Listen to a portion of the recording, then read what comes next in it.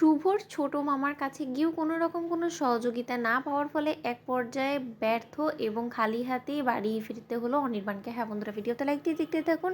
শুভর ছোট মামার কাছে গিয়ে নানানভাবে সহযোগিতা চাওয়ার ফলেও যখন শুভর ছোট মামা বলতে থাকে যে দেখো, আমি সবই তো শুনলাম, কিন্তু আমি আমার সাধ্যমাফিক চেষ্টা করবো, কিন্তু আমি তোমাকে এই মুহূর্তে কথা দিতে পারছি না অনির্বাণ যে আমি তোমার কাজটা সত্যকার অর্থেই করতে পারবো কি না আদৌ। কারণ যে মানুষটা সম্পর্কে তুমি আমাকে সব কিছু বললে, সেই মানুষটা যখন নিজে থেকে নিজেকে আত্মগোপনে রাখার চেষ্টা করে, সেই ক্ষেত্রে কিন্তু লোক হাজার চেষ্টা করলেও কিন্তু তার কোনো খোঁজখবর বার করতে পারে না। এখন এত বড় একটা কলকাতা শহরের মধ্যে সে যদি অন্য কোথাও গিয়ে নিজেকে আত্মগোপন করে রাখে, তাহলে কারই বা সাধ্য আছে বলো তো যে তার সম্পর্কে কোনো রকম খোঁজখবর বার করার। অন্যদিকে অনির্বাণ বলতে থাকে যে আপনার এটাই বা কেন মনে হচ্ছে যে সে আত্মগোপনে আছে এখন নিজেকে, বলুন তো।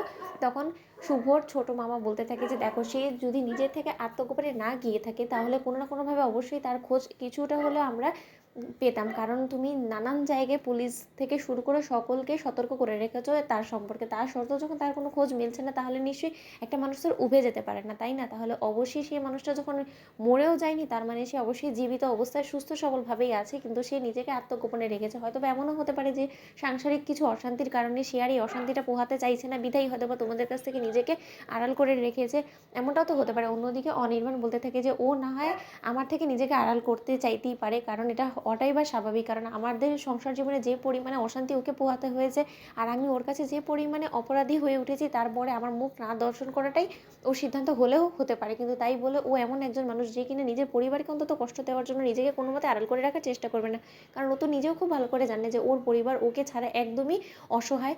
অন্যদিকে শুভর ছোট মামা বলতে থাকে যে দেখুন, এটা আপনার ভারসাম্যতে আপনার মনে হচ্ছে, কিন্তু তার সেই সময় মন মানসিকতা ঠিক কেমন ছিল আর কোন সিচুয়েশনে পড়ে সেই সিদ্ধান্তটা নিয়েছে সেটা তো আপনি বলতে পারেন না, তাই না? আর যখন কিনা তার অ্যাক্সিডেন্ট হয়েছে সেটা যখন আপনারা শিওরিটি আমাদেরকে দিতে পারছেন, তাহলে আপনি নিশ্চয়ই বুঝতে পারছেন যে অ্যাক্সিডেন্ট হওয়ার ফলে এমনটাও হতে পারে যে সে তার স্মৃতি হারিয়ে ফেলেছে, তার হয়তো প্রতি জীবন সম্পর্কে কোনো কিছু মনেই নেই, তার জন্যই হয়তো বা সে না আপনাদের পরিবারের কাউকে রিকল করতে পারছে না, তাই হয়তো বা সে এখনো পর্যন্ত পুলিশকে কোনো ইনফরমেশন দিতে পারেনি, আর তার জন্যই পুলিশও আপনাদের কারো খোঁজ করতে পারেনি।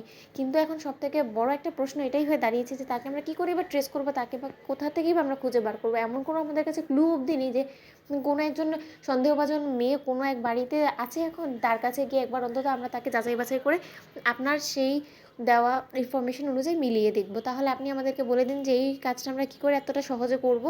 তো অন্যদিকে অনির্বাণ যখন খালি হাতে শুভর ছোট মামার অফিস থেকে ফিরে, ঠিক সেই সময় অনির্বাণ বলতে থাকে যে এই যাত্রাও কোনো কাজ হলো না রে, আমি বরঞ্চ আমার বাড়িতেই ফিরে যাই, দেখি আমাকে রাই কতদিন এরকম করে কষ্ট দিতে পারে, ওর পরিবারকে কষ্ট দিতে পারে। কোথাও না কোথাও তো অবশ্যই রাই আছে, আর আমার দীর্ঘ বিশ্বাস যে কোথাও থেকে ওকে পাবোই আমি। তো বন্ধুরা, ভিডিওটি ভালো লাগলে লাইক এবং শেয়ার করে সাবস্ক্রাইব করতে ভুলো না।